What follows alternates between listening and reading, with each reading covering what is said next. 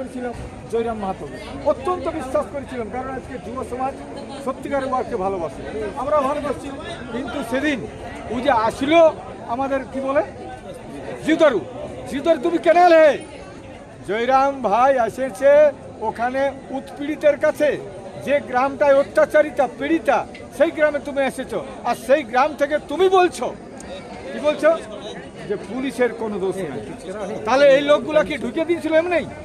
ওই লোকগুলো মার খান, একটা ছেলে এখন বললো পুরা মারেছে দাদা,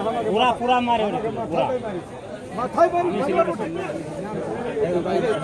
এই যে মারিয়েছে অত্যাচার করেছে, এমনি অত্যাচার বলছে পুলিশের কোনো দোষ নাই, পুলিশের কোনো দোষ নাই।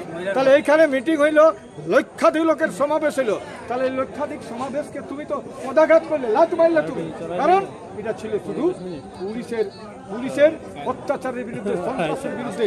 সেই সন্ত্রাসকে তুমি কি করলে? অগ্রাহ্য করলে, বলছে পুলিশের কোনো দোষ নাই। তাহলে তুমি কোনটা? তুমি কোন লোক? তুমি প্রথম টেস্ট করতে আসছে বেঙ্গলে, মিটিং করতে আসছো, তুমি ফেল করলে সেদিনেই জিউদুরে আসে, তোমার প্রথম ফেলটা তোমার ওইখানে। তোমার বলা দরকার যে অজিত মাহাতো আমাকে ডাকিয়েছিল, আমি আসতে পারি নাই, আমাদের কাছে দেখা করার দরকার ছিল।